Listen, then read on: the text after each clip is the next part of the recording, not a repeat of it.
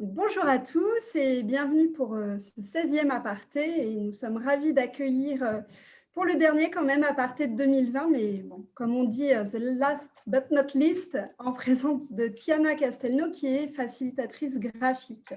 Donc un grand merci Tiana pour votre présence ce jour à nos côtés. Et puis vous l'aurez compris, l'aparté aujourd'hui porte sur la facilitation graphique. Donc Tiana va nous délivrer aujourd'hui son expertise, on va pouvoir en échanger avec elle. Et c'est un courant de pensée visuel qui est important parce qu'on sait que le visuel aujourd'hui présente de nombreux avantages au service de nos idées, au service de nos interactions, et c'est aussi un formidable outil pour appréhender des sujets complexes, alors complexes soit par leur forme, soit par leur nature. Donc l'idée aujourd'hui, c'est de pouvoir en discuter tous ensemble. Avant de lancer cet aparté, et dont Marine aujourd'hui sera l'animatrice, je vais vous présenter très brièvement l'étape pour ceux qui ne connaissent pas encore, et puis pour les autres, ça fera une redite. L'étape, c'est une émanation de la Fabrique RH. La Fabrique RH, c'est notre laboratoire d'innovation publique, donc qui dépend de la préfecture de région Île-de-France, et qui, pour sa 3e saison, a œuvré avec un panel d'utilisateurs et d'une quinzaine d'administrations sur cet espace de travail du futur. Et l'étape est née, c'est l'espace de travail des agents publics.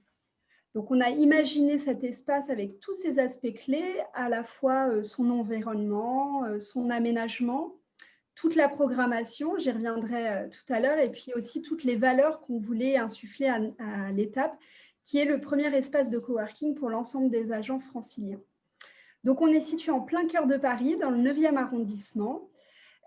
On accueille des agents publics qui sont télétravailleurs, c'est-à-dire qui ne souhaitent pas forcément travailler uniquement de leur domicile et qui veulent retrouver un collectif de travail assez original et stimulant. Donc, vous êtes les bienvenus à l'étape, les télétravailleurs.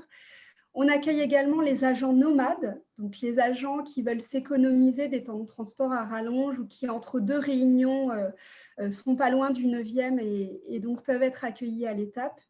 Et enfin, on a une grande salle de création et une salle projet pour accueillir tous les membres d'équipe projet qui ont besoin justement d'un tiers-lieu un peu hors les murs de leur institution pour pouvoir créer et avancer sur leur projet.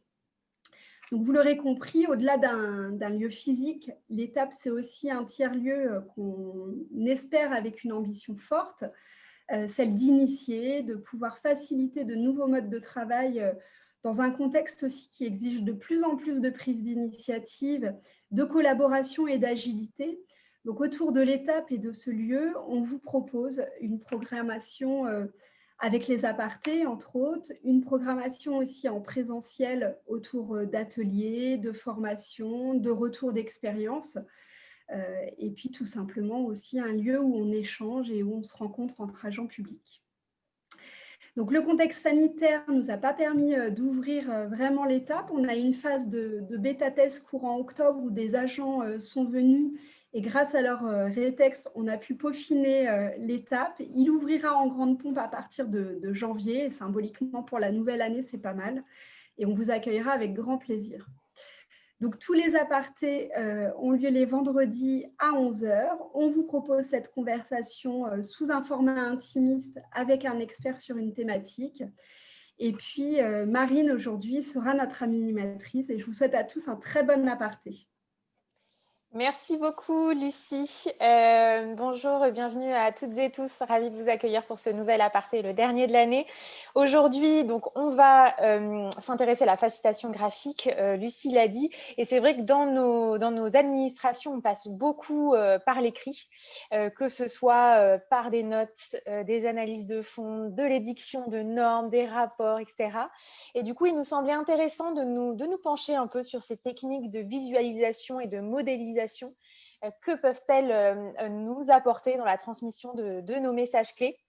Et pour nous guider aujourd'hui, nous initier à la facilitation graphique, on a la grande joie d'accueillir Tiana Castelnau, qui est facilitatrice graphique. Elle officie chez La Facilitation et Facilitation Graphique Bordeaux. Donc, je vais tout de suite lui passer la parole, comme ça on va rentrer dans le vif du sujet. Juste un petit mot pour vous dire de vous munir de feuilles blanches et de feutres, parce qu'on va un petit peu pratiquer ce matin. Donc, surtout, n'hésitez pas à vous munir de ces outils indispensables. Tiana, je te laisse la parole. Oui, merci beaucoup. Je suis ravie de discuter facilitation graphique en fin d'année, en début d'année, au milieu d'année.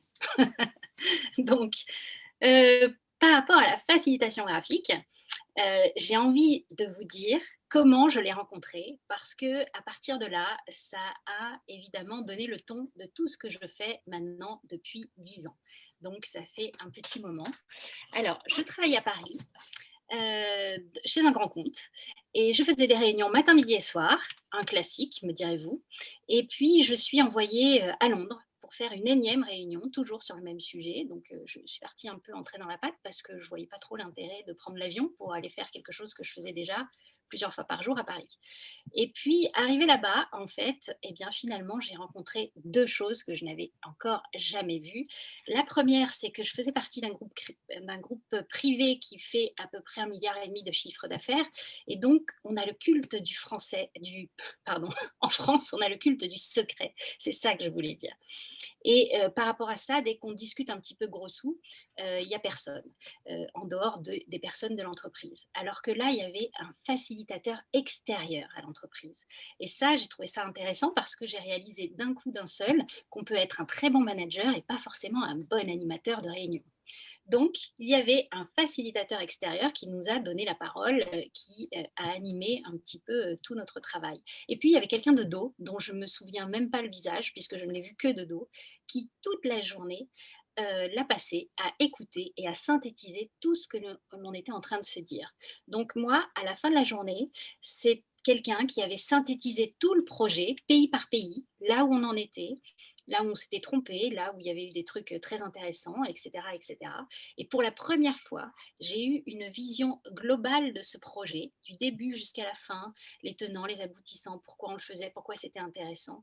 Et à la fin de la journée, pour la première fois, j'avais réellement compris de quoi on parlait et de quoi était fait ce projet. Et j'ai trouvé ça très intéressant parce que j'ai vraiment compris la différence entre communiquer pour faire de la publicité et communiquer pour expliquer des choses. C'est pas vraiment, on était dans une entreprise où j'avais vraiment beaucoup de choses qui étaient racontées par rapport à ce projet, puisqu'il était essentiel au développement de notre entreprise. Et pour autant, personne n'avait pris autant de soin pour nous expliquer toutes les petites choses, tous les petits rouages qui nous permettent de bien comprendre la situation. Donc, quand je suis rentrée à Paris, j'ai expliqué tout ça et j'étais vraiment survoltée et j'ai réussi vraiment à motiver toute mon équipe. Donc la différence, je l'ai vraiment vue là et sans compréhension, il ne peut pas y avoir de motivation de la part des autres. Il faut d'abord bien comprendre de quoi on parle. Donc voilà la première fois où j'ai vu de la facilitation graphique. Et ce que j'ai vu, c'était vraiment du texte et des liens entre les idées, pas tellement de dessins. En tout cas, si vous y intéressez un peu, vous avez dû entre-temps voir beaucoup de choses sur les réseaux sociaux. Il y a énormément de choses dessinées. Et puis, tout ce qui se fait en entreprise, on ne peut pas forcément le partager, qui ressemble plus à ce qu'on fait réellement avec les équipes. Évidemment, c'est secret, on ne peut pas le partager sur les réseaux sociaux. Donc, on partage énormément d'illustrations. Et c'est peut-être à cause de ça qu'on pense que c'est principalement de dessins dont on parle. Voilà un petit peu pour vous expliquer comment je l'ai découvert et pourquoi je le pratique maintenant à mon compte avec les entreprises, effectivement auprès de 2 collectifs. Le premier qui s'appelle La Facilitation, on fait des lives régulièrement comme vous. On a fait le dernier la semaine dernière et auprès des entreprises également. Je voudrais partager quelque chose avec vous. Tac, voilà. Vous me dites si vous le voyez bien. C'est OK ? Ouais, c'est bon. Parce que voilà, ça montre un petit peu de quoi on parle. Donc, la facilitation graphique, expliquer à ta grand-mère et à ton boss, c'est comme ça qu'on a nommé cette fresque, parce que c'était pour rappeler un peu que... Alors, ça a commencé dans les grottes de Lascaux, hein, je le dis, mais donc c'est très très vieux. Hein, je pense qu'il y avait des facilitateurs graphiques qui expliquaient la chasse, tout ça, comment ça se passe. Après, il y a eu vraiment, dans les années 50, dans les usines Toyota, le lean management avec des tableaux, des indicateurs, etc. Alors, ce n'est pas super sexy, mais c'est quand même assez efficace. Vous avez déjà dû en croiser quelque part dans des entreprises. Après, on a dans les années 70, David Sibet, qui est un peu le dieu des facilitateurs graphiques, entre guillemets, puisque c'est vraiment lui qui a mis en avant cette méthode de faire du live en particulier, puisque si on est 4 ou 5 autour de la table à parler d'un sujet, on est forcément 4 ou 5 à s'en faire une idée différente. On est tous en train de dire oui, oui, oui, mais dans notre tête, on se fait vraiment une image différente de la situation. Donc, il a mis au point vraiment ces techniques de visualisation pour qu'autour de la table, on discute d'un projet et en même temps, quelqu'un va écrire de quoi on parle, faire des liens. Et comme ça, quand on part de cette réunion, on a vraiment une vision commune de ce dont on parle. D'accord ? Donc, c'est vraiment David Sibet qui a commencé à travailler là-dessus. En parallèle, il y a eu Tony Buzan. Je ne sais pas si parmi vous, il y a beaucoup de personnes qui font du mind mapping, des cartes heuristiques, etc. C'est vraiment lui qui a modélisé et fait connaître ce concept. Pour ceux qui ne connaissent pas, peut-être ça vaudra le coup de faire un aparté avec quelqu'un d'autre hein, sur la question, mais c'est tellement génial pour organiser ses idées que c'est vraiment chouette. Dans les années 80, on a vu tous les pays du Nord qui se sont emparés de ces méthodes visuelles pour le mettre cette fois-ci dans l'éducation. Je vous le dis parce que ça ne saute pas aux yeux quand on me voit, je suis suédoise. Donc vraiment, dans les pays du Nord, en fait, on utilise beaucoup de couleurs et de visualisation dans l'éducation.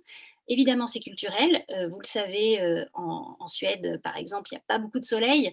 Donc la couleur, elle fait partie de notre quotidien. L'exemple, c'est que nous ici, le seul endroit où vous pouvez voir des lignes bleues qui vont rejoindre une autre salle bleue ou verte ou jaune, c'est à l'école maternelle. Hein. Eh bien, en Suède, c'est très courant de voir ça dans les entreprises. La couleur fait partie du quotidien des adultes aussi. Comme ils sont en manque de lumière, ils ont besoin de couleur. Dans les années 90, pour reprendre sur la fresque, là, vous avez tout ce qui est management agile, collaboratif, participatif, etc., qui a vraiment commencé à se démocratiser à l'intérieur des entreprises, qu'elles soient publiques ou privées. C'est vraiment quelque chose petit à petit qui se développe. Et à côté, un petit focus sur ma manière donc de pratiquer. Je suis avant tout facilitatrice, ça veut dire que je vais vraiment animer des temps d'échange et de réunion pour les équipes et pour les organisations d'une manière générale. Et je vais toujours les accompagner de visuels, de matrices et de choses qui vont venir impacter toute la conversation que l'on peut avoir en équipe, exactement comme je l'ai découvert il y a un peu plus de 10 ans. Et ça m'a tellement chamboulée que j'ai décidé d'en faire mon métier.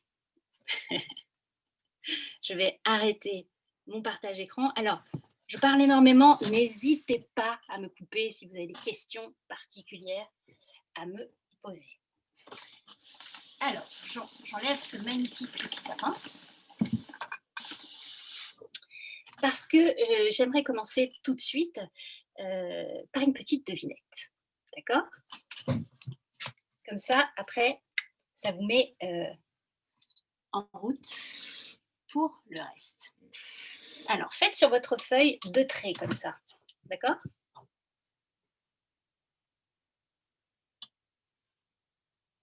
Voilà.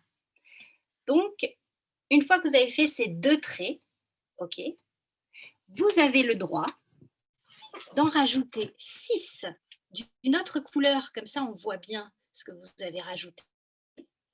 Et vous allez modéliser un engin de transport. D'accord ? Très rapidement, vous y allez, vous essayez de modéliser un engin de transport.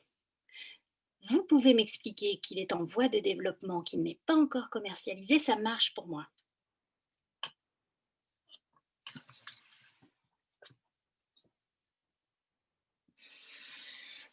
Hop, je les épaissis un peu si vous ne les voyez pas.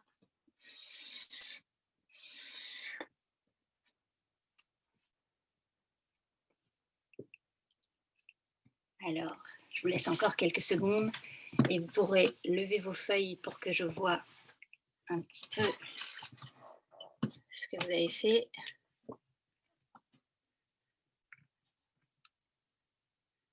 Six, hein.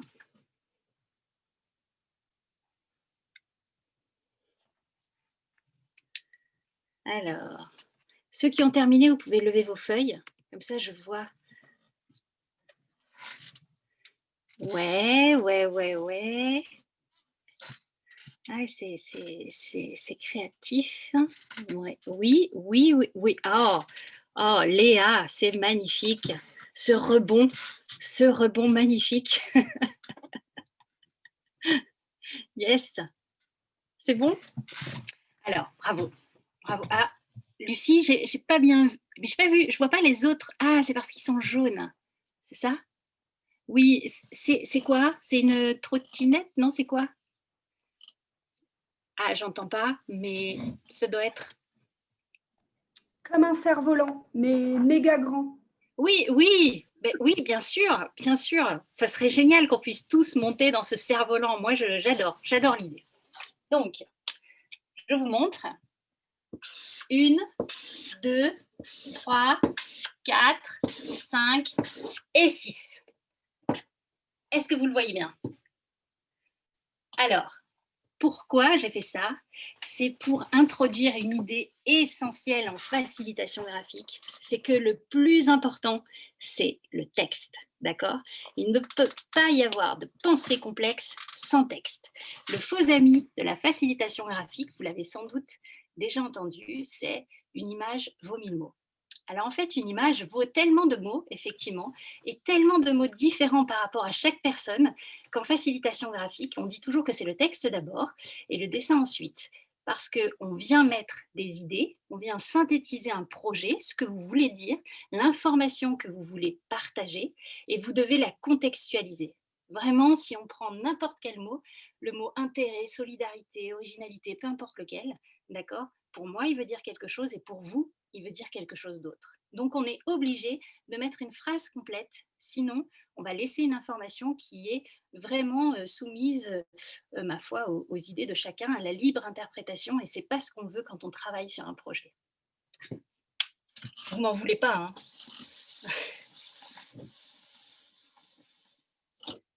Voilà.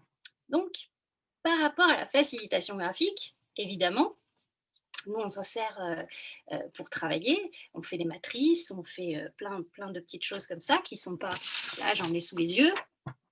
Ça peut ressembler à ça, par exemple.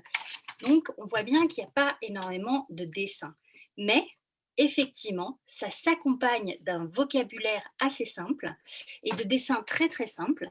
Et en fait, ça s'apprend. Ce n'est pas quelque chose qui est forcément qui est un réflexe, parce que quand on parle dessin, et en particulier dans la culture française, on pense aux beaux-arts, on pense au fait de passer des heures à dessiner des corps, etc. C'est très sympa à faire. Moi, je l'ai fait puisque j'ai fait une école d'art, mais personnellement, je m'y suis ennuyée. Et j'ai redécouvert les joies du dessin en faisant des années plus tard de la facilitation, et donc de la facilitation graphique. Puisque l'idée, là, ça va être d'être dans du dessin simple. On est d'accord que vous savez tous dessiner une ville en quelques minutes. Vous savez tous dessiner un hélicoptère, par exemple, en quelques secondes. Oui ou non? Non. Moyen. Ah, Lucie s'est entraînée déjà. Ça, c'est pas mal. Eh bien, en fait, par rapport à ces dessins simples, je vais vous montrer, par exemple, l'hélicoptère. Hop.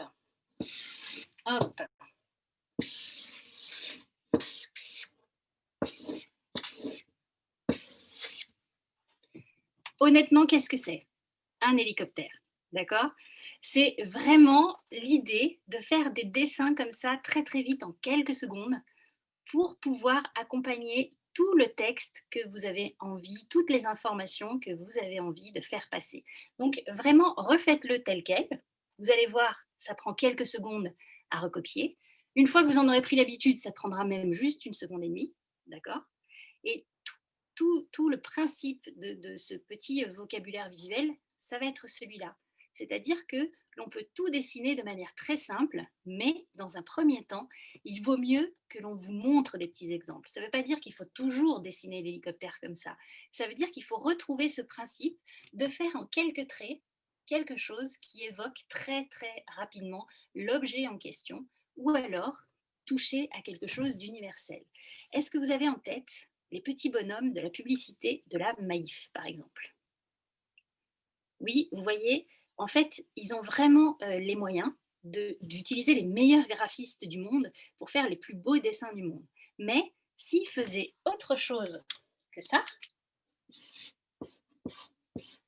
parce que grosso modo, on a ça, d'accord?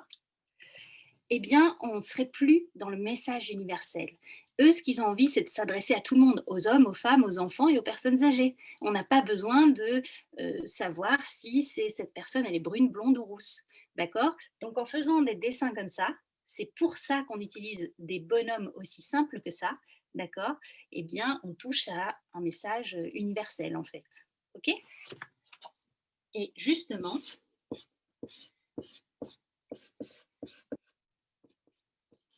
on peut être sur ce genre, voilà, exactement les petits bonhommes que vous avez peut-être déjà vus sur tout ce qui est facilitation graphique en se demandant bien pourquoi est-ce que ces gens n'évoluent jamais. Et bien maintenant, vous avez la réponse, c'est fait exprès pour d'abord être dessiné très rapidement, parce qu'il faut imaginer que ça, on le fait pendant les réunions, pendant les séances de travail, et qu'évidemment, on n'a pas le temps de passer des heures à dessiner, puisque le plus important, c'est le texte, et que comme on est déjà en train de synthétiser nos idées avec des mots et de les écrire, et qu'il faut quand même du temps, hein, le temps d'écrire tout ce joli texte, eh bien, on en reste sur des dessins simples comme ça.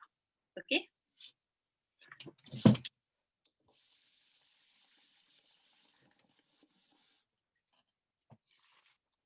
Du coup, hop, comment est-ce qu'on fait pour travailler ces dessins simples? Je voulais déjà vous montrer ça, par exemple. Vous les voyez là? Nous avons des petits dictionnaires visuels avec tous les objets que vous pouvez avoir besoin. Hop, voilà, c'est un petit entraînement comme ça. OK. Après, on arrive sur on a des dessins comme ça. Je ne sais pas si vous les voyez bien, un petit peu plus complexes, où on peut travailler vraiment sur le développement d'équipe, des choses comme ça. Le principe, c'est que vous n'avez pas besoin de vous inquiéter et de chercher comment on dessine la solidarité, par exemple, comment on dessine la peine, la joie, des choses comme ça. C'est vraiment, le texte est là, vient expliquer ce que vous avez à dire, et le dessin vient impacter, vient préciser ce que vous avez écrit. D'accord? C'est pas une transposition directe de j'écris une phrase et je fais des petits dessins comme si c'était une autre langue. D'accord? C'est vraiment quelque chose qui fonctionne ensemble, et du coup, même si votre hélicoptère il n'est pas super bien fait, on ne se pose pas la question parce qu'il y a toute la phrase qui donne le contexte. Par exemple, si je suis dans l'industrie des hélicoptères, et bien j'aurai une phrase sur la question. Je fais un hélicoptère juste pour venir préciser de quelle branche on parle, et pas d'une autre, par exemple. OK? Tiana, Léa Oui. nous demande quel est le nom du petit dictionnaire visuel que tu nous as montré. Yes, ça s'appelle Bicablo. Ça s'appelle Bicablo. Ça se trouve uniquement en ligne, d'accord, sur un site qui s'appelle Neuland, Neuland. Si tu veux, Marine, le mettre dans le chat. Et là, vous avez vraiment, voilà, ils en ont fait 3, et depuis quelques jours, ils en ont fait 4, puisque je l'ai reçu, il est là, il est tout chaud, et il est spécialisé dans les templates visuels. C'est vraiment les matrices qu'on utilise. Je l'ouvre. Ça ressemble à ça. Je ne sais pas si c'est net. Voilà. Ce sont vraiment des matrices de travail. Et effectivement, les matrices de travail, on voit bien qu'il y a un peu moins de dessins que ce que l'on peut voir beaucoup. C'est ce qu'on appelle du scribing. Je ne sais plus tout à l'heure dans les présentations, il y a quelqu'un qui en a parlé. Je me demande si ce n'est pas Léa, non, je ne sais plus. Mais quelqu'un nous parlait de scribing, de faire ça en live, il me semble. Oui, c'est moi, pardon. Oui. Ségolène. D'accord, pardon. Et du coup, effectivement, le scribing, c'est quelque chose qui a permis de faire connaître, je trouve, pas mal la facilitation graphique, parce que d'abord, c'est impressionnant de voir quelqu'un sur une scène en train de synthétiser en live et en direct, sans retouche possible, ce que le speaker est en train de dire. D'abord, je voudrais dire que on s'entraîne à faire ça, hein, que c'est vraiment quelque chose, voilà, on entraîne son écoute à faire de la synthèse en direct de tout ce qu'on peut entendre. C'est un entraînement que l'on fait même en allume la radio et on s'entraîne à écouter la radio et à synthétiser tout ce qu'on est en train d'entendre. C'est vraiment les entraînements que je préconise à tous ceux qui viennent en formation, parce que la radio en particulier, les gens parlent très très vite et du coup, c'est un super entraînement. Et ensuite, on vient rajouter le contexte visuel qui va venir impacter les informations que vous êtes en train de synthétiser. Ok. Donc, par rapport à ça, qu'est-ce que je pourrais vous montrer un petit peu des choses, ce qu'on fait en facilitation graphique. Est-ce que vous avez une petite idée? Par exemple, il y a beaucoup de questions sur le multiculturel. Comment on pourrait faire pour faire des petits bonhommes très très rapidement qui montrent les différences? Est-ce que vous avez une petite idée? Est-ce que quelqu'un en a une et veut bien nous la montrer là tout de suite? Ou je vous montre tout de suite. Ah, je vois Léa qui dessine peut-être. J'ai vu le geste. Alors, ça, ce sont les petits bonhommes Bicablo, les petits bonhommes fantômes, très simples, qu'on utilise énormément dans le travail. Et si on veut montrer les différences, eh bien, par exemple, on fait ça. Vous voyez? Donc, on est vraiment dans de la symbolique, du dessin rapide, du dessin vite fait, qui veut dire ce que ça veut dire rapidement. Ça aussi, ça fait partie des choses qui s'apprennent un petit peu. Tous ces trucs et astuces pour faire très très vite des choses très impactantes rapidement, sans passer par un dessin qui nous prendrait des heures, eh bien, c'est tout un vocabulaire visuel qui s'apprend. On peut... voilà, s'il y a bien, j'étais en train de penser quel est le mot que l'on utilise le plus souvent en facilitation graphique, c'est le mot projet. Est-ce que vous savez quel petit dessin représente le mot projet? Est-ce que vous voulez bien nous faire des petites propositions? Parce que moi, comme ça me permettra peut-être de remplir un petit peu ma bibliothèque visuelle personnelle. Si je peux vous faire bosser un peu, moi, ça me va.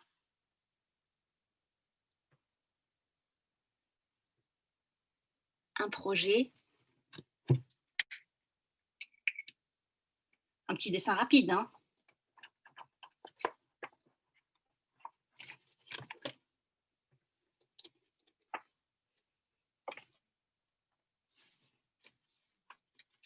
Alors, là, qu'est-ce que je vois? Oui, je vois un dossier, c'est ça? Alors, Karine, je ne vois pas très bien parce que le crayon est... Ah oui, d'accord. Il y a une petite flèche. Alors, je vois pas, il y a un petit mot qui est indiqué, je ne vois pas lequel c'est. Si vous pouvez. C'est un gribouillis. Oui, d'accord, ok. Qui est contenu. Et ensuite, j'en ai vu d'autres en même temps qui levaient leurs feuilles, mais je n'ai pas eu le temps de... Dérouage, ok. Le projet de Léa, ça marche. Yes. Yes. Ok. Ok, des ampoules. Et vous avez vu, pour le même mot, déjà, vous avez tous des idées un petit peu différentes. D'accord? Eh bien, ça marche aussi dans l'autre sens. C'est normal qu'on ait chacun notre petite manière de faire. En tout cas, en facilitation graphique, pour le projet, c'est lui. Parce que tout ce qu'on ne sait pas dessiner, on l'écrit, ou alors on le symbolise de manière comme ça, très, très, très rapide. Et le projet, c'est lui. Souvent, il marche et il va être au démarrage de quelque chose. Du coup, c'est pareil pour le projet sécurisé. Je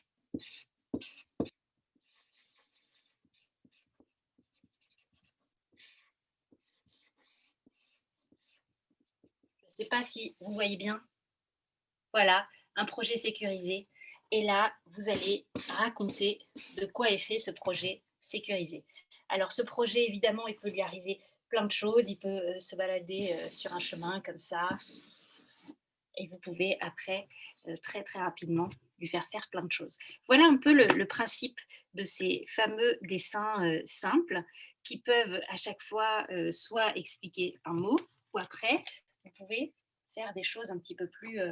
qu'est-ce que je pourrais vous montrer?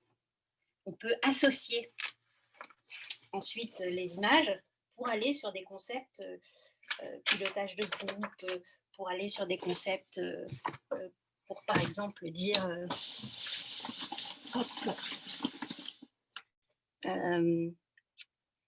en facilitation graphique, quand on parle d'une entreprise, souvent, on va faire un bâtiment comme ça.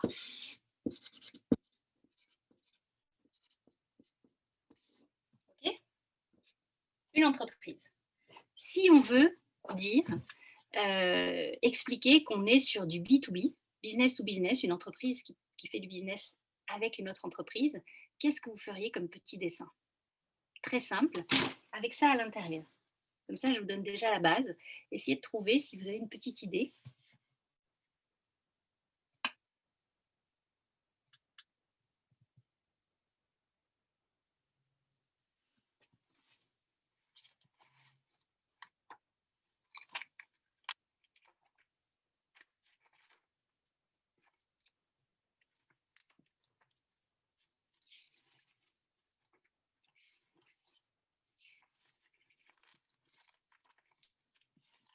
Alors, est-ce que quelqu'un a quelque chose à nous montrer? Oui, Bénédicte, yes, exactement. C'est ça. Léa, c'est ça, exactement. C'est vraiment, donc, on est sur une autre entreprise à côté. Et on va montrer que ces deux entreprises discutent. Donc, c'est exactement ce que vous m'avez montré. Voilà un petit peu les choses. Alors, il y aura toujours, évidemment, du texte qui va venir expliquer tout ça. Et là, vous allez développer votre business et vos idées. C'est pareil pour des choses, par exemple, la chose qui est beaucoup en ce moment, je vous le montre, utilisée.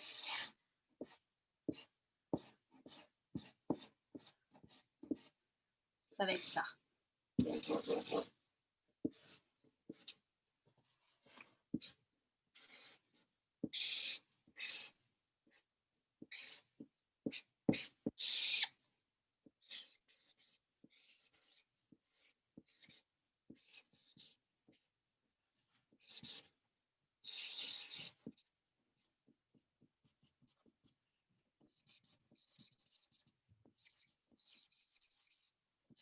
Et à votre avis, ça veut dire quoi?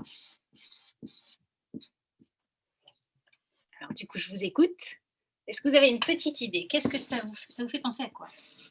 C'est un petit bonhomme qui est en train d'arroser une fleur, plein de fleurs, pour les faire pousser. Est-ce que vous avez une petite idée? Ça vous fait penser à quoi? Alors, une image vaut 1000 mots, mais lesquels? C'est un petit bonhomme avec une tête planisphère. Alors, Déborah nous dit que ça lui fait penser à faire éclore les idées. Bénédicte nous dit biodiversité. Lucie nous dit prendre soin. Léa, ça lui fait penser à mère nature. Alexandre à l'écologie. Baptiste à Internet.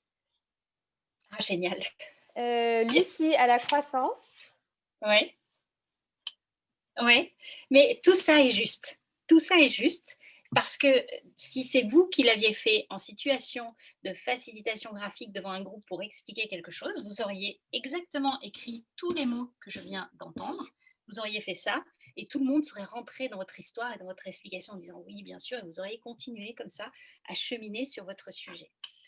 Le dessin tout seul, moi par exemple, je l'utilise beaucoup pour penser global et agir local. Quand on est sur ce genre de concept-là, voilà ce que j'utilise. Ça ne veut pas dire que tout ce que vous m'avez dit est faux, puisque quand on utilise le texte et le visuel, on est exactement sur ce genre de choses, c'est-à-dire que là, on peut faire toute une explication sur ce que vous venez de me dire, et ça fonctionne. Les gens vont rentrer encore plus dans votre histoire et dans ce que vous êtes en train de raconter et d'expliquer. OK ? Voilà, donc tous ces livres-là, les bicablos que vous trouvez comme ça chez Noland, peuvent vous accompagner sur des concepts très pointus pour faire de l'accompagnement d'équipe.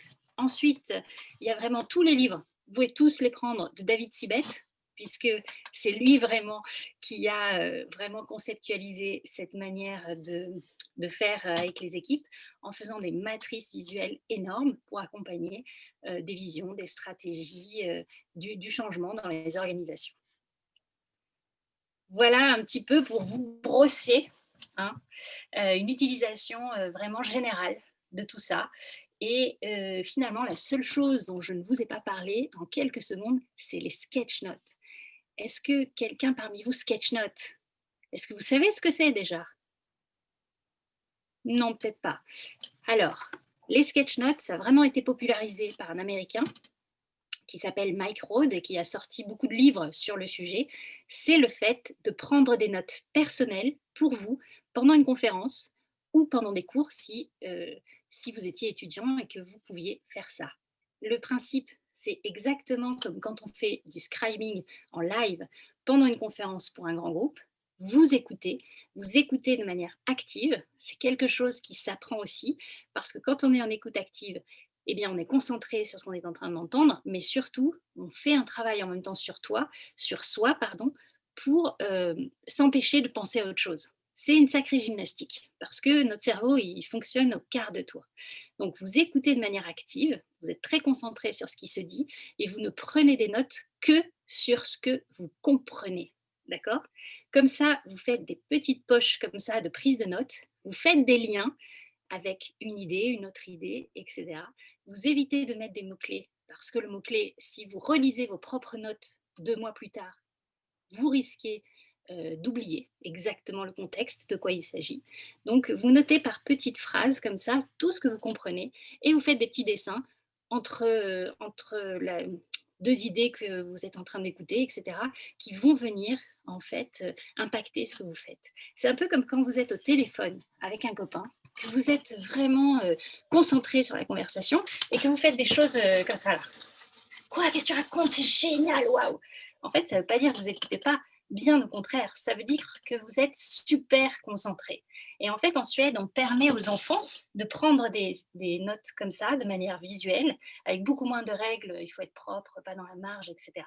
Pour être sûr, en fait, qu'ils sont bien concentrés sur ce qu'on est en train de dire.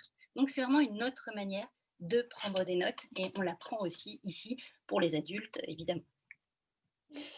Merci beaucoup, Tiana. C'est très éclairant, je trouve. Et ça défait aussi quelques stéréotypes qu'on peut avoir sur les images ou sur la facilitation graphique. Je vous propose qu'on passe à une phase d'échange. Donc, surtout, n'hésitez pas à soit poser votre question ou remarque ou étonnement sur le chat si vous n'avez pas de webcam et de micro. Ou sinon, de lever la main et de déverrouiller votre micro pour converser directement avec Tiana. Il y a Thierry dans le chat qui nous dit que c'est assez poétique, la facilitation graphique par certains aspects. C'est vrai. C'est vrai, c'est vrai. Ça me permet, en attendant les premières questions, de donner une précision sur ce fameux scribing. On me pose toujours la question, mais comment on fait pour être neutre par rapport au sujet? ce qui est assez compliqué. Et ça rejoint un peu cette idée de poésie, c'est-à-dire que si moi, je vais trouver de la poésie sur quelque chose que je viens d'entendre, évidemment, ça va m'inspirer, je vais le dessiner, je vais l'écrire. Et puis, s'il y a d'autres moments où je me sens moins inspirée, eh bien, il va falloir que je me force quand même à le noter si ça fait partie vraiment du sujet et que c'est important pour la compréhension globale. Alors, Bénédicte, dans le chat, nous dit comment débuter. Alors, par quoi on démarre? Par quoi on démarre? Ben, en fait, alors il y a 2 portes d'entrée, je trouve. Il y a vraiment, vous voulez démarrer pour vous tout seul, faire du sketch note et vous amuser comme ça à vous déverrouiller un peu le feutre, j'ai envie de dire. Eh bien, la première chose, c'est qu'on achète des feutres et on les a toujours avec soi. On achète des feutres, on les met sur le bureau, on les a avec soi parce que la première chose qui fait qu'on commence jamais, c'est qu'on n'a pas le matériel. Donc on s'achète des jolis feutres. On va au supermarché, ça doit coûter 2 ou 3 € des feutres pour enfants, parce que pour adultes, ça coûte 40 ou 50. Et vous allez voir, pour les enfants, c'est génial, ils sont très bien, et ça coûte 2 ou 3 €. Donc une pochette de feutres, un petit cahier, et on va commencer tout de suite par ces fameux petits bonhommes, par exemple. Je peux vous dire que sur Pinterest, par exemple, qui est comment on peut appeler ça, une sorte de mood board, un endroit en tout cas où on peut venir mettre plein de sujets. Eh bien, si vous tapez Tiana Castelnau, sketchnote et facilitation graphique, depuis des années, je mets dans ces 2 tableaux des tonnes d'exercices que je fais faire en formation aux étudiants, etc. Donc, vous pouvez vous entraîner avec tout ça déjà, comme ça, juste pour vous libérer de cette idée que je ne sais pas dessiner. Donc, vraiment, vous pouvez commencer par ça. Et la deuxième entrée, j'ai envie de dire que c'est celle qui est en entreprise et c'est celle qui concerne en fait pour moi les matrices. Les matrices, c'est se forcer à considérer que le paperboard et le feutre sont vos 2 meilleurs amis dans la salle de réunion. Et vous allez, je vais prendre une feuille qui est contre mon mur.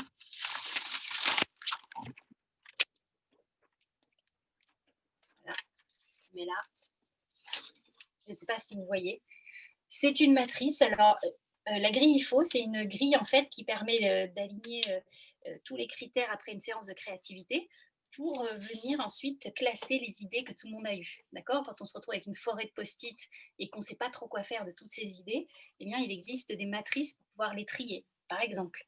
Et là, vous venez noter à l'intérieur et comme ça, vous aurez ensuite de quoi préparer un plan d'action.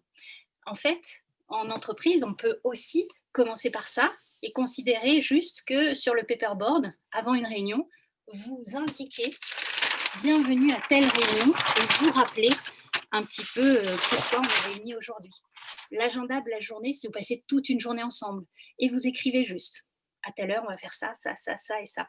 Mais simplement, le fait de rentrer dans une salle et pouvoir être focus sur la raison pour laquelle on se réunit ce jour peut déjà être très intéressant parce que ça enlève un petit peu des envies de discrécer d'autres choses et d'entrée de jeu, on va parler de ça. Ça peut être aussi une deuxième entrée dans l'entreprise sans parler de dessin du tout. Alors, il y a Ségolène et Léa dans le chat qui nous posent 2 questions qui sont certainement complémentaires sur la facilitation graphique numérique. La première, quelle application utiliser sur l'iPad, par exemple, pour faire de la facilitation graphique? Et la deuxième, est-ce qu'il y a de chouettes formations sur la facilitation graphique numérique? Oui. Alors, sur la facilitation graphique numérique, alors moi j'utilise Sketch, comment ça s'appelle? Je vais regarder, comme ça je vous le dis tout de suite. Ah ben voilà, je vais regarder, ce sera encore mieux. Et alors là, je peux vous dire tout de suite que pour utiliser cette application-là, parce qu'il y en a plusieurs en fait, il y en a une qui s'appelle Concept avec un S, d'accord, Oui, qui est assez chouette, voilà. Et moi j'utilise, tac, je vais regarder pourquoi j'utilise c'est celle-là. Sketchnote de Tayanoussi, non? C'est celle-là que vous utilisez? Parce que j'en avais vu 3. Ouais. Et en effet, Concept, j'en avais entendu parler. Sketches de Tayasu. Non, oui, moi aussi j'en ai entendu parler, mais je ne l'utilise pas. Et moi j'utilise Sketch.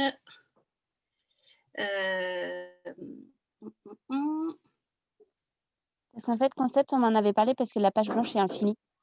Oui, comparé alors aux autres. c'est le. Ah, alors, dans tous les trucs que j'utilise, c'est le cas. Hein. Les Ah, tableaux ok. blancs sont Ok. infinis. Donc, il n'y a pas de, par rapport à ça, il n'y a pas de. Alors, il est un peu long parce qu'il est tombé par terre, le pauvre petit iPad, donc il Pas de se sent un souci. peu mal. Mais en tout cas, je peux vous dire qu'il y a des formations en ligne qui sont vendues à quelque chose comme 10 euros pour prendre en main ce Procreate. Voilà, c'est parce que je cherchais Sketch, donc Ok. forcément, ça ne me le lançait pas, mais c'est Procreate. Ok. Merci Et beaucoup. c'est Anne Bernardi qui vend des formations en ligne pour se servir spécifiquement de ce logiciel, niveau 1, niveau 2, et ça doit coûter 10 euros la formation pour le prendre en main. Donc, vous pouvez y aller, c'est génial. Et ensuite, ça me permet aussi de vous dire que moi, dans mon quotidien professionnel, dans les entreprises, je n'utilise pas en fait le digital. J'utilise le digital uniquement pendant mes formations pour expliquer comment on fait, pour montrer des choses, etc. Mais dans ma réalité professionnelle à moi, qui accompagne des organisations, je n'utilise pas l'iPad parce que pour faire du management visuel, je vais aller directement dans une application qui est prévue pour ça. Nous, on utilise Klaxoon. Peut-être que vous avez déjà travaillé là-dessus. Et quand on fait de la facilitation de grands groupes, 100, 200 personnes, eh bien, on utilise ça et on prépare, nous, nos fonds visuels directement dedans. Alors, soit j'importe des dessins, ou soit je fais des matrices directement dans le logiciel. Mais par exemple, moi, je ne fais pas de scribing sur mon iPad parce que je suis équipée de ce tableau et de plusieurs choses comme ça. Et en fait, j'ai une caméra qui va me filmer en entier, des pieds à la tête, devant un mur très très grand comme ça. Et les clients vont préférer acheter ça parce que ça va être plus visuel sans doute que d'acheter un dessin qui est fait sur l'iPad où on voit que le dessin. Le fait qu'on voit la main, le fait qu'on voit l'action en entier de quelqu'un qui est en train de faire son tableau, eh bien moi, pendant ces 2 périodes de confinement, c'est ça en fait que les gens m'ont acheté. Et puis, c'est pas infini parce que c'est 50 mètres, mais 50 mètres de rouleau de papier, c'est ce qu'on peut faire avec ça, ça suffit pour les séminaires. On a une question d'Alexandre qui te demande, Tiana, pensez-vous que la facilitation graphique puisse être un complément de la prise de notes en mode mind mapping ou alors c'est vraiment une technique de restitution à part entière? Oui, pour moi, je mets complètement le mind mapping dans les techniques de facilitation graphique. Quand je fais beaucoup de mind map à la main et peut-être que moi, je vais les illustrer plus que quelqu'un qui n'a pas l'habitude de faire des petits dessins. Mais pour moi, c'est complètement complémentaire. À partir du moment où moi, j'ai d'abord été initiée à la facilitation graphique, tout ce dont je vous ai parlé, et plus tard, je suis allée me former à Paris, dans une école qui s'appelle l'EFH, c'est vraiment leur spécialité. Je suis allée me former à toutes ces techniques de mind mapping. Donc, pour moi, ça va ensemble. Ils sont copains, ils sont cousins, ils sont tout ce qu'on veut. D'accord. Daniel nous pose aussi une question dans le chat, mais je vois qu'il a une webcam, donc peut-être qu'il peut la relayer à l'oral directement. Ouais, bien sûr. Je voulais savoir comment tu utilisais la facilitation graphique en entreprise et si tu avais des conseils là-dessus, notamment pour les ateliers créativité. Oui, alors je n'utilise que ça. Donc, effectivement, eh bien, en fait, tous nos ateliers de créativité, les paperboards, quand on arrive, d'entrée de jeu, les équipes, elles sont baignées dans une atmosphère visuelle. Ça veut dire qu'il y aura toujours l'agenda, les consignes de jeu, les consignes de l'exercice, si on est en train de travailler, d'accord. Et il y aura toujours, pour commencer, souvent un icebreaker où il y aura des consignes visuelles, tout le déroulé pour nous aussi, il est visuel. Alors visuel, ça veut dire aussi bien accroché au mur que nous, on déroule nos rouleaux de papier directement sur la table. Et en général, quand on arrive, on laisse des feutres à tout le monde. Et tout le monde peut travailler et penser directement avec ses feutres et participer comme ça, que ce soit sur des post-it ou à même les tables, puisqu'on déroule le papier et on les colle directement sur la table. C'est vraiment une autre manière de faire, mais ça permet, je trouve, une immersion plus totale encore et plus rapide des personnes dans l'exercice qu'on est en train de faire. Et ça, je trouve que ça montre bien, quand on parle d'intelligence collective et du fait que tout le monde participe, le fait que tout le monde ait réellement écrit et mis sa patte comme ça sur les supports, ça incarne bien et ça montre bien qu'on a participé. Je trouve que ça rajoute de l'engagement individuel pour le collectif.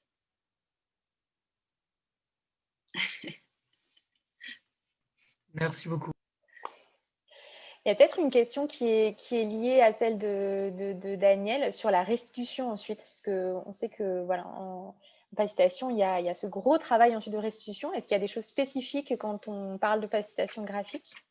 Oui, alors déjà, j'ai envie de vous dire une chose, un petit secret vraiment qui tue, quoi. C'est vraiment, mais c'est pour vous, c'est cadeau. N'oubliez pas que vous avez l'application sur votre téléphone Post-it. Et l'application Post-it, vous faites une photo de vos Post-it et ça vous le transforme en texte. Et ça, le jour où je l'ai découvert quand même, j'ai failli m'évanouir de joie, quoi. Parce que pour ceux qui ont déjà facilité des ateliers et qui se sont retapés la retranscription comme ça de tous les Post-it, bah, franchement, ça change la vie. Donc déjà, d'une part, il y a ça, pour aider quand vous avez vraiment des forêts entières et des pages de post-it à ressaisir. Et ensuite, vous dire que comment on s'en sert? Eh bien, nous, après, on fait une synthèse de tout ça. Et ça va être... et ensuite, les synthèses sont toujours pour soit dessiner une feuille de route, faire un plan d'action, etc. Et nous, c'est à ce stade-là, le plan d'action, la synthèse, la feuille de route, que l'on va intervenir en dessinant, en modélisant les 6 axes principaux. Et comme ça, après, on peut le laisser accrocher quelque part et ça va accompagner l'équipe en permanence sur les 6 mois, les 1 an que dure le projet. C'est justement la question que posait Alexandre dans le chat. Du coup, voilà, comment vos clients exploitent les restitutions que vous réalisez? Est-ce que ça sert à faire des plans d'action ensuite? Absolument. En tout cas, comme nous, on s'en sert toujours dans cette idée c'est vraiment la facilitation, le management et la collaboration. Ça sert ensuite effectivement à avoir un rappel visuel de tout ce qui a été décidé à la fin de l'atelier. Ce qui est vraiment terrible, en fait, c'est de faire des super ateliers comme ça et se retrouver avec plein d'idées en l'air dont on ne fait rien. Ça décourage tout le monde et puis ça les incite de moins en moins, enfin petit à petit, ils viennent de moins en moins à ce genre de réunion. Donc vraiment, le plus important, ça va être cet effet de synthèse. Une fois que vous avez produit votre document final, feuille de route, tendance, axe de travail futur, je ne sais pas, ça dépend de votre sujet, eh bien c'est ça que vous venez modéliser. Et ça, surtout, vous le laissez accrocher dans vos locaux. Et le fait de passer devant comme ça tous les jours, vous n'allez pas le regarder tous les jours en fait, ça va faire partie de votre paysage, mais quand même, ça vous rappelle tout ce qu'il y a à faire et pourquoi vous le faites. On a encore peut-être quelques minutes pour prendre une dernière question avant qu'on se quitte. Yes. Est-ce qu'il y a encore des questions qui brûlent les lèvres ou des remarques, des suggestions? Alors moi, en tout cas, j'ai profité de cette position confort pour ne pas aller lire le chat. Hein, donc, vraiment, Normalement, j'adore. Normalement, j'ai relayé. N'hésitez pas à ouvrir votre micro s'il y a une question qui m'a échappé. En tout cas, vraiment, pour vous y mettre, c'est voilà, vraiment acheter des feutres, des carnets, des cahiers, mettez-en dans votre sac, sur votre bureau. Et quand on prend cette petite habitude comme ça, quand vous êtes au téléphone, d'accord, vous arrêtez ces petits gribouillis moches là, comme je vous ai montré tout à l'heure, vous faites maintenant des gribouillis utiles. Et vous vous entraînez comme ça, faire un petit dessin, faire une petite chose, ou bien vous fixez un objectif. Et bien là, peut-être m'entraîner. Alors, vous n'avez peut-être pas dessiné un hélicoptère, je l'ai fait exprès pour que ça soit un petit peu caricatural et vous expliquer comment ça marche, mais il y a peut-être plein d'autres choses comme ça que vous voulez vous entraîner à faire. Et bien voilà, que ce soit les petits bonhommes, que ce soit des petits objets comme ça très rapidement. Et vous allez voir, vous allez devenir en cette fête de fin d'année les meilleurs Pictionary. Ça va être nos devoirs de vacances. Pratiquer, pratiquer, pratiquer. Faites-le en famille. En plus, je suis sûre que ça peut être un bon moment à passer ensemble. Merci beaucoup, Tiana, d'avoir partagé tous tes conseils et ta vision de la facilitation graphique, d'avoir répondu aux questions. Merci beaucoup à toutes et tous d'avoir été présents et présentes ce matin pour ce tout dernier aparté. Donc, c'est avec une petite émotion quand même que nous concluons cette année qui fut assez extraordinaire, hein, on va à bien des égards. Mais voilà, on a été ravis de pouvoir avoir cette petite bulle d'oxygène tous les vendredis en fin de matinée avec vous pour explorer des sujets aussi passionnants que celui que nous a présenté Tiana. Donc, merci beaucoup. Et puis, un mot spécial à Lucie qui nous quitte, son dernier aparté. Donc, excellente continuation, Lucie. À très bientôt. Et très bonne journée à vous toutes et tous. Et excellente fête de fin d'année. À l'année prochaine. Merci, au revoir. Au revoir. Merci. Merci à vous tous. Au Bonne revoir. fête. Merci. Au revoir. Merci, au revoir.